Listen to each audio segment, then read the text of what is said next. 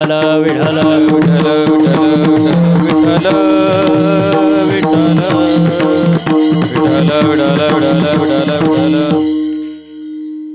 मग आजच्या अभंगामध्ये जगद्गुरु संत तुकोबाराय देवाकडे मागतात. काय करतात? देवाकडे मागतात. आता तुम्ही जाता का मंदिरात? महिला मंडळ अहो मंदिरात जाता का? मग कधी मी गेल्यावर सांगणार का मला? असं बोलत जायचं म्हणजे मला पुढे जायला. मंदिरात जाता ना तुम्ही, काय मागता देवाकडं? काय मागता? काय सुखी भेळ? काय म्हणले? सुखी काय? सुखी ठेव. कोणाला? देवाला. सुखी ठेव कोणाला? मला. आणि बाकीच्यांना? म्हणजे आपण मागतो कोणासाठी? स्वतःसाठी. सर्वांचं भलं कर, पण सुरुवात सर्वांचं भलं कर पण सुरुवात माझ्यापासून कर. आपण स्वार्थी आहे. हो, आपण स्वार्थी. मंदिरात जाता, देवाकडे मागता. आता मंदिराचं तुम्हाला सांगतो, मंदिर भी एक गजब की जगह है. मंदिर भी एक गजब की जगह है. वहाँ गरीब बाहर भीख मांगता है और अमीर अंदर भीख मांगता है.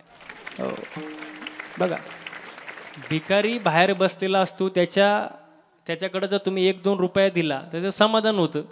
1-2 रुपये त्या भिकाऱ्याचं समाधान होतं. पण आतला जो भिकारी असतो तो कोटीनच मागत असतो. मग मला सांगा, खरा भिकारी कोण? पटते का?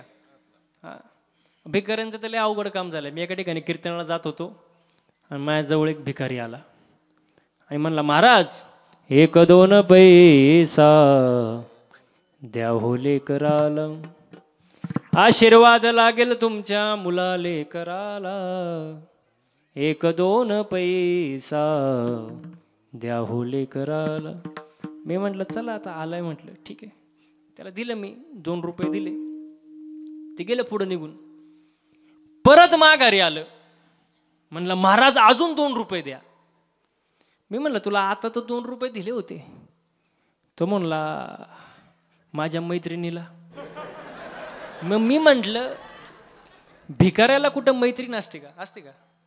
भिकाऱ्याला कुठं मैत्रीण असते का? तो म्हणतो तिच्यामुळे तर भिकारी झालो. लय अवघड महाराज. मग मंदिर विनोदाचा भाग सोडून द्या. मंदिर ही अशी एक जागा आहे महाराज, जिथं गरीब बाहेर भीक मागत्यावर अमीर अंदर भीक मागते. मग प्रत्येक जण देवाकडे काही ना काहीतरी मागत असतो.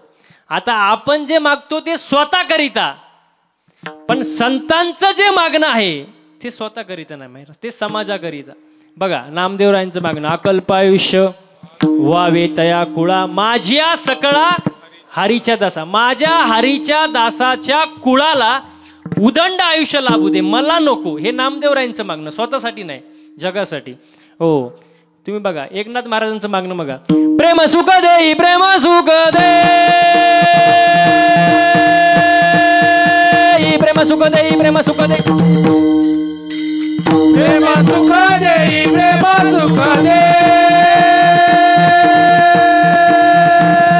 प्रेम सुख दे, प्रेम सुख दे, प्रेम सुख दे, प्रेम सुख दे,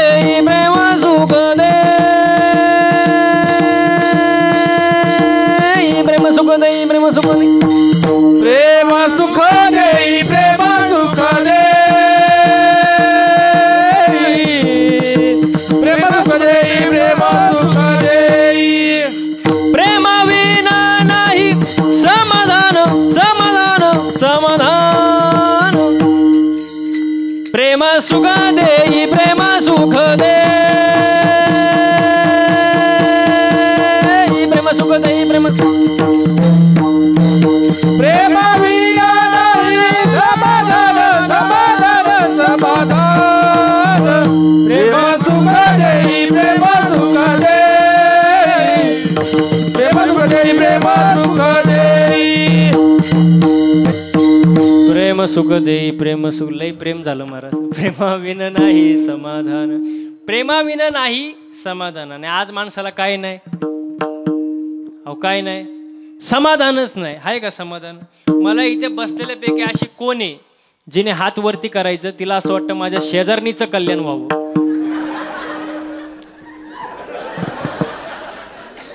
एकाला सुद्धा वाटत नाही, एकाला सुद्धा. खोटं खोटं का होईना पण हात वर केला नाही.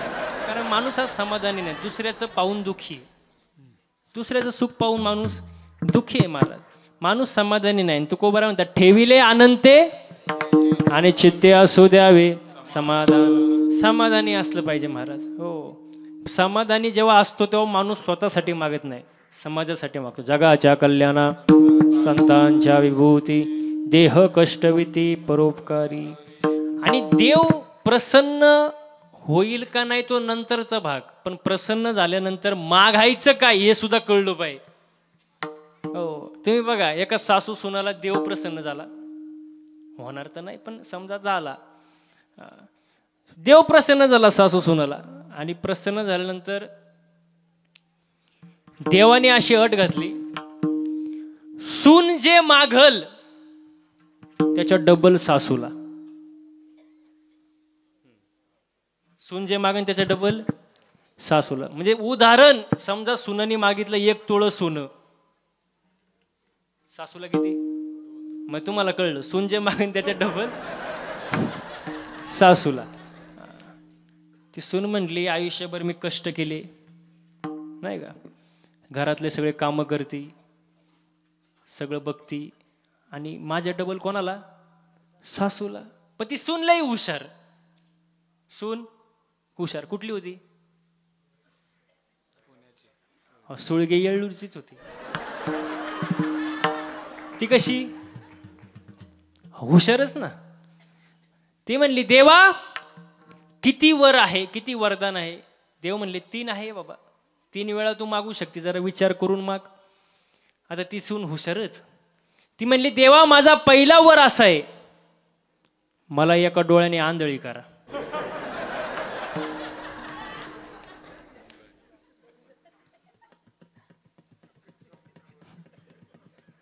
कळलं का नाही? सासूची किती? आंधळी झाली. आता राहिले किती? 2.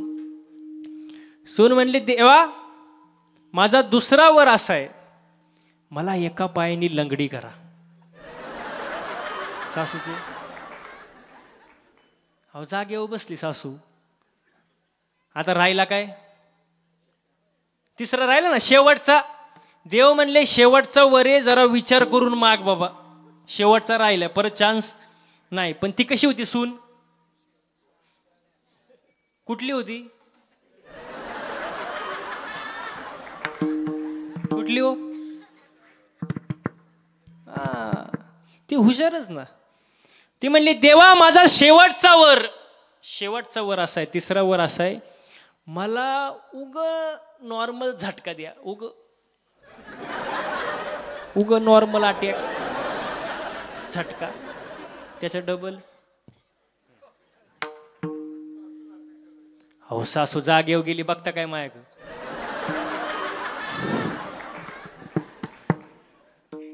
म्हणजे सासू सुनाला देव प्रसन्न झाला होता, देव पण मागायचं कळलं का?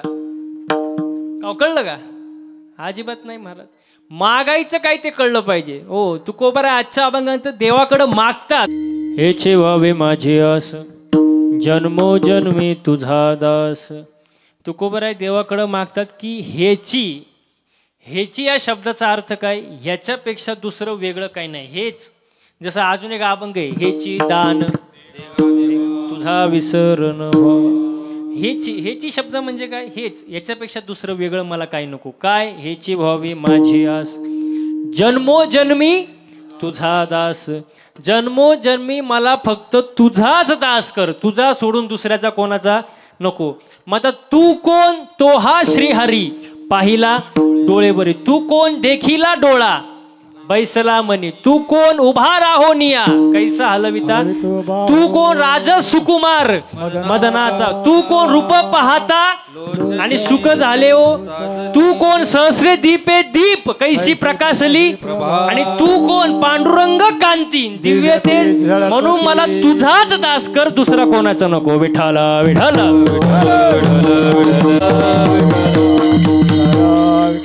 हो, एक एवढीच आस आहे की बाबा मला तुझा दास कर. आणि नुसता एक जन्म नाही, जन्मो जन्मी तुझा दास. हो, आता याच्या पुढं जाऊन तुकोबारा म्हणतात की मला वारकरी कर. पण कशाचा? पंढरीचा वारकरी, वारी चुको नेदी हरी. हो, पंढरीचा वारकरी कर. आता याचा मुद्दा असा आहे, नक्की पंढरीचे वारकरी कोण बाबा? हा पण एक मुद्दा आहे, नीट ऐका.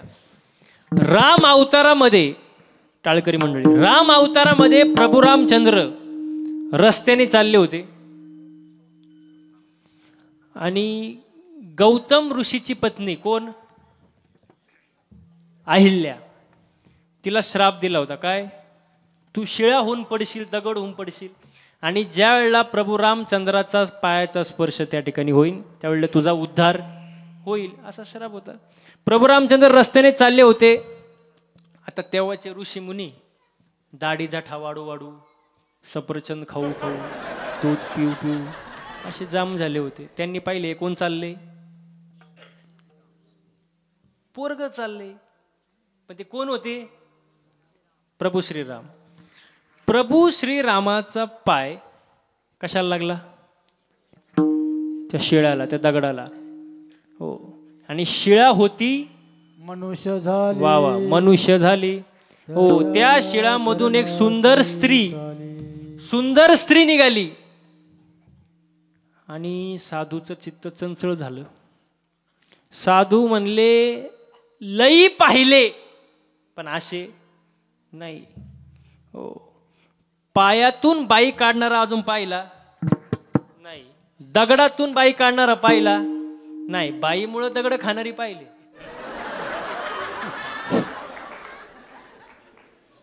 पण दगडातून बाई काढणारा पाहिला नाही. आणि हे पाहिल्यानंतर साधूचं चित्त, ऋषी मुनींचं चित्त चंचल झालं आणि त्यांच्या मनात विकल्प आला. ते म्हणले चला बायको असावी, बायको केली पाहिजे. आता ऋषी मुनी होते ते, ज्याला जशी बायको पाहिजे त्या मापाचा दगड त्यांनी घेतला. ज्याला जाडी बायको पाहिजे त्यांनी गोटाड घेतलं, गोटाडच म्हणतात ना. ज्याला अशी लुकडी बायको पाहिजे त्यांनी चिपा घेतला, शाकाटा चिपा.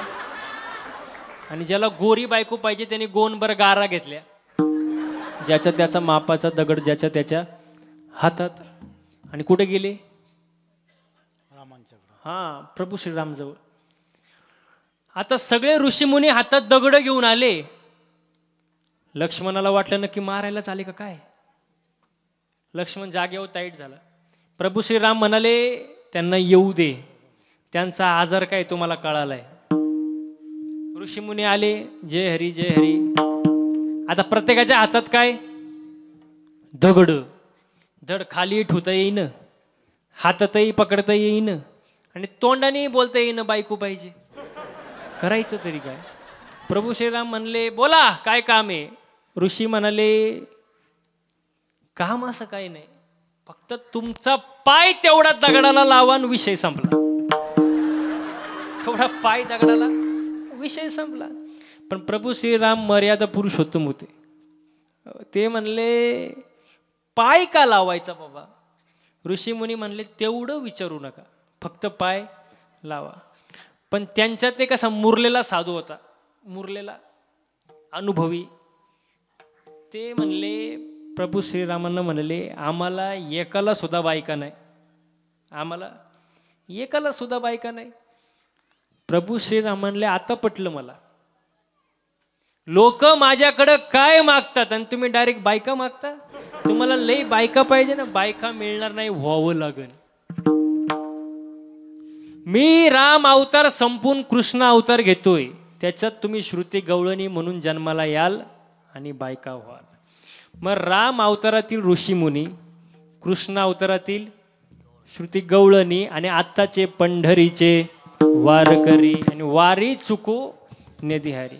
तुकोबराय देवाकडे मागतात की मला पंढरीचा वारकरी कर आणि एकच कर, वारी चुकू देऊ नको. कारण तिथं काय आहे? अभंगाचं तिसरं चरण. संता संगे सर्व काळ, संत संगे सर्व काळ.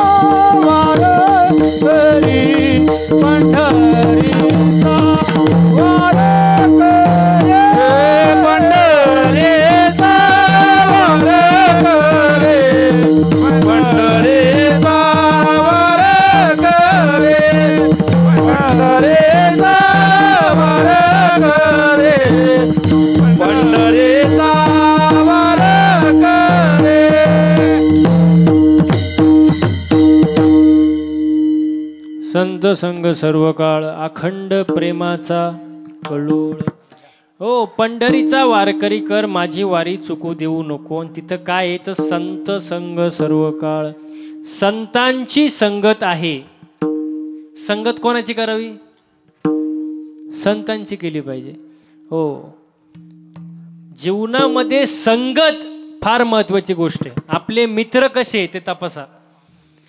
200-300 रुपयाचा केक आणणारा मित्र नसतो. हो, तुम्हाला पार्टी देणारा मित्र नसतो. गरिबीतही आणि श्रीमंतीतही जो तुमची साथ कधी सोडत नाही तो तुमचा खरा मित्र. हो, अख्ख्या जगाने लात मारली तरी चालेल, पण तुमच्यावर जेव्हा प्रसंग येतो तेव्हा तुमच्या पाठीशी जो उभा असतो तो तुमचा खरा मित्र. मला एक सांगा, बसलेली मंडळी, युद्धाला जाताना ढाल कुठं असते? ढाल पाठीशी, आणि युद्ध करताना समोर. मग ढाल म्हणजे तुमचा मित्र. हो, सुखाच्या प्रसंगामध्ये मित्र पाठीशी असावा, आणि जेव्हा तुमच्यावर दुःखाचा डोंगर कोसळतो, दुःख येतं, तो दुःखाचा वार सहन करण्यासाठी, ते दुःख पचवण्यासाठी समोर असावा तुमचा मित्र. तो तुमचा खरा मित्र महाराज. संगत जीवनामध्ये फार महत्वाची. रावण किती श्रीमंत होता तुम्हाला सांगायची गरज नाही, सर्वांना पाठ आहे. रावणाच्या आयुष्यात सगळं होतं, फक्त एकच नव्हतं, साधूची संगत. साधूची संगत नव्हती, आणि त्याचाच भाऊ बिभीषण साधूच्या संगतीत गेला, रामाच्या संगतीत गेला, फुकट लंका कमवून बसला. संगतीला किती किंमत आहे बघा. हो, मंथरा नावाची दासी कैकेयीच्या कानाला लागली, आणि काय घडलं? रामायण घडलं ना. आणि एक दासी नामदेवरायला मिळाली. कोण? जनाबाई. देव दळू लागला. म्हणजे संगत फार महत्वाची महाराज आयुष्यामध्ये. संगत चांगली ठेवली पाहिजे. विठाल विठाल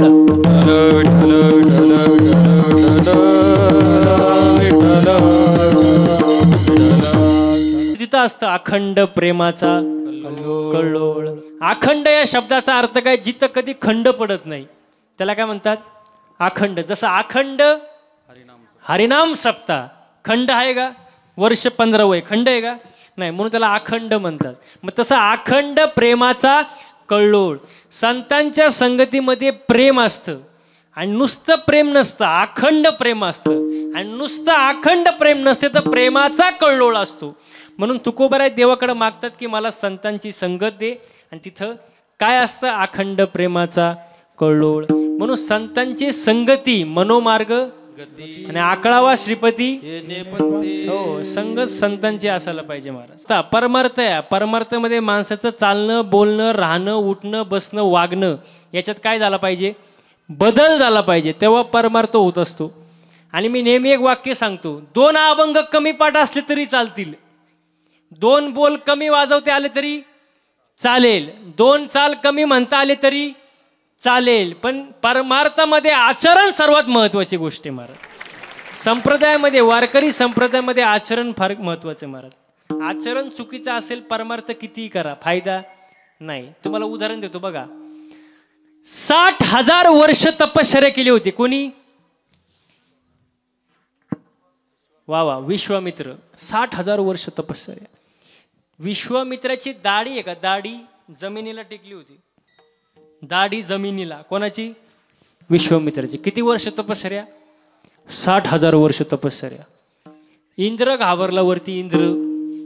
इंद्राला वाटलं आपलं पद जातंय का काय, कारण तपश्चर्या किती आहे? 60,000 वर्ष. इंद्र त्याच्या दाढीला हात लावून बसला, करायचं काय? पण तेवढंच झालं काय, समोरून एक नर्तकी गेली. नर्तकी कळते? नर्तकी गेली. ती नर्तकी इंद्राला म्हणली, इंद्रा, व्हाय आर यू नर्वस? नर्वस काय बाबा तू? इंद्र म्हणला, कॉम्प्लिकेटेड केस. ती नर्तकी म्हणली, what is the problem? Problem काय? इंद्र म्हणला, प्रॉब्लेम इज डेंजरस. विश्वामित्राची 60,000 वर्ष तपश्चर्या झाली, माझं पद जाऊ शकतं. ती नर्तकी म्हणली, Indra you do not take any tension घेऊ नको, मी आहे ना, मी हू ना. त्या नर्तकीने काय केलं, पायात चाळ बांधला. चाळ कळतो ना, पायात चाळ बांधला आणि इंद्राला सांगितलं, आता बघ मी काय करते. तिने पायात चाळ बांधला आणि विश्वामित्रा पुढे जाऊन तो पाय आपटला. काय झालं, अहो डोळेच उघडले त्यांनी. कोणी, विश्वामित्रांनी. तपश्चर्या किती, 60,000 वर्ष तपश्चर्या, आणि डोळेच उघडले त्यांनी. तो म्हणला, बस तुम्हारे बिना मी जी नहीं सकता. ती नर्तकी म्हणली, तुम्ही साधू आहे, साधू सारखं राहा.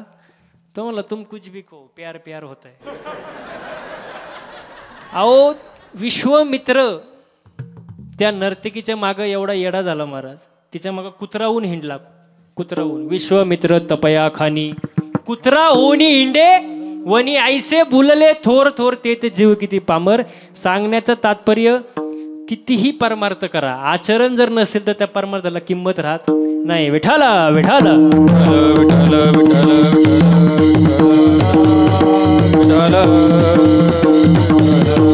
हो, आचरण फार महत्वाचे महाराज. कितीही भक्ती करा तुम्ही, कितीही भक्ती करा, त्याला किंमत नाही. आचरण नसेल तर किंमत नाही. आचरण चांगलं पाहिजे महाराज.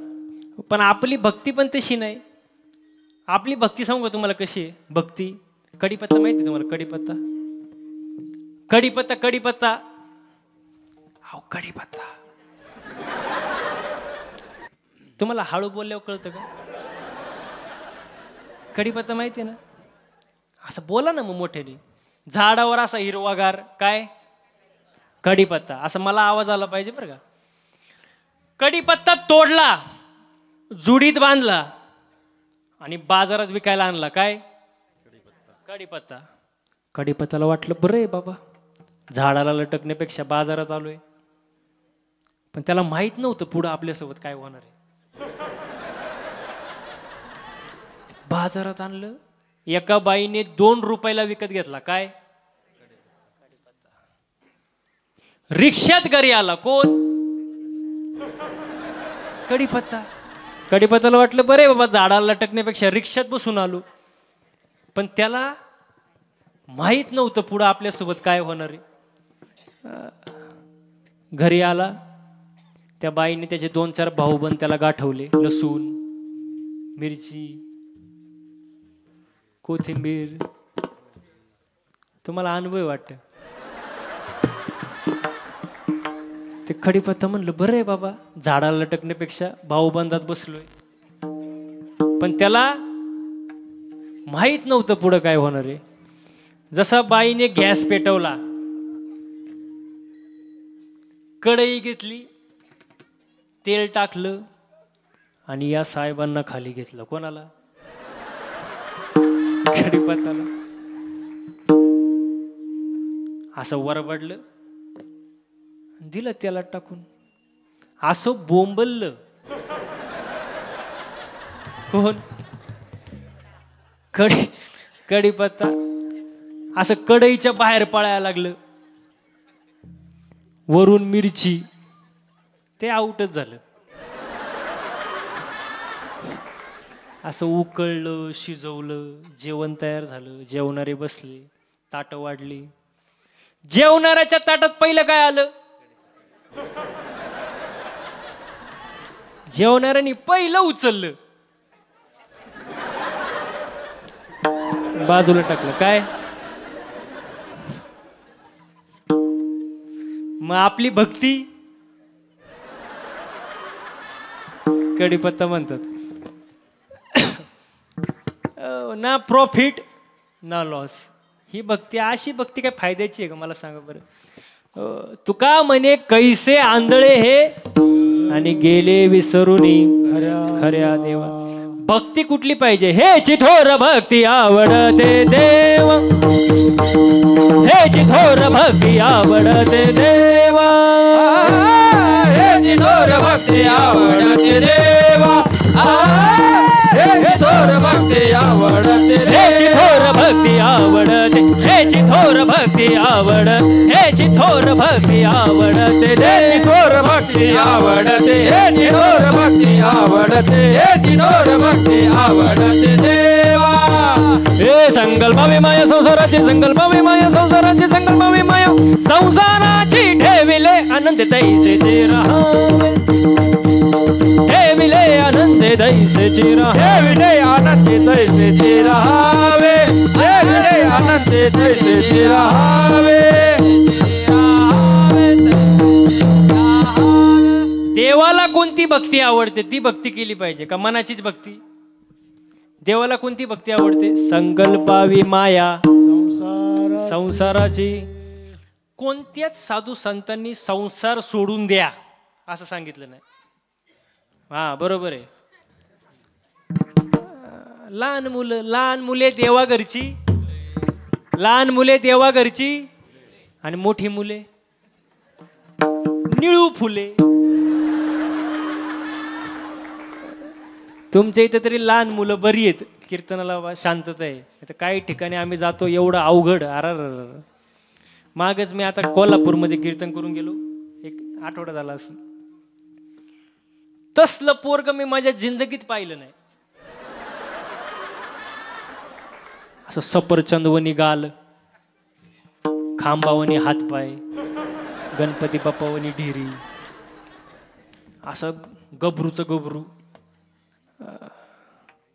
आणि कीर्तन होतं 9 ते 11. मी जरा लवकर गेलो. आता कीर्तन 9चं म्हटल्यावर जेवण अगोदरच असतं का नाही. आम्ही ज्यांच्याकडे सौजन्य होती तर जेवायला बसलो आणि ते त्याचंच घर निघालो. ते सारखं यायचं समोर आणि मायका असं पाहायचं. मी म्हणलं आता हानते का काय आपल्याला, लय अवघड.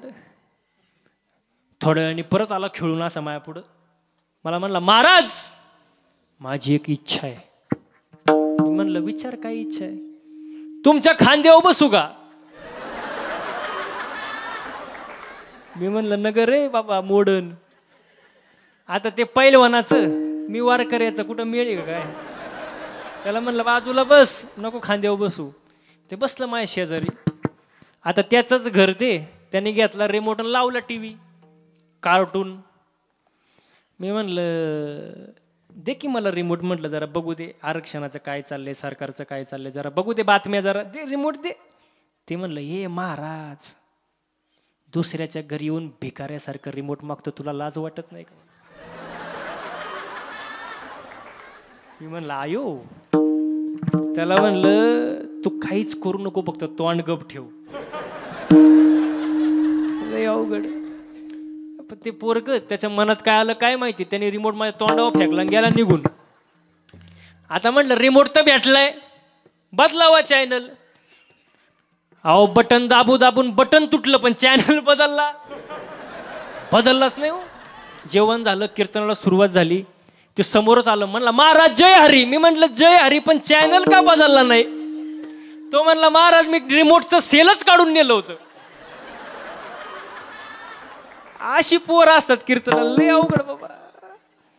इथं तरी बरं आहे बाबा. इथं कोण शिक्षक आहे का? शिक्षक नाही ना? आहे का? कोण आहे? भरपूर आहेत का? त्यांचं तर साष्टांग दंडवत घालावं त्यांना. 12 गावची 12 पोरं कसे सांभाळत असेल त्यांचं त्यांनाच माहिती बाबा. लय अवघड पोरांचं, लय अवघड काम. त्यांची बुद्धी आहे ना, बुद्धी आपल्या पुढं 10 पट चालणार. असे शिक्षक वर्गात आले आणि पोरांना म्हणले आपण गणिताचा तास घेऊ. पोरं म्हणले ठीक आहे. शिक्षक म्हणले सांग 10 मधून 10 गेले, किती राहिले रे? अरे प्रतिज्ञा जाऊ दे आता. 10 मधून 10 गेले, किती राहिले? 0 राहिले का नाही? 10 - 10 0. पण ते पोरग एवढं हुशार नव्हतं.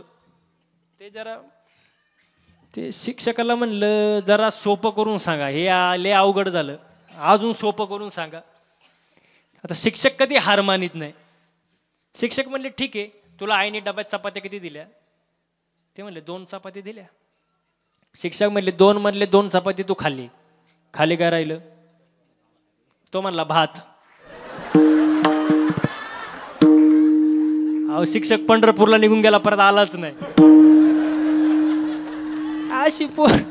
अशी पोरं असून कुठे उपयोगायची का महाराज? लय अवघड काम, पोरांचं लय अवघड काम. इथं तरी बरं आहे महाराज. मी नेहमी सांगतो एकच असावं पण चांगला असावं. आईसा पुत्र देई गुंडा, त्याचा तिही लोकी झेंडा. एकच असावा.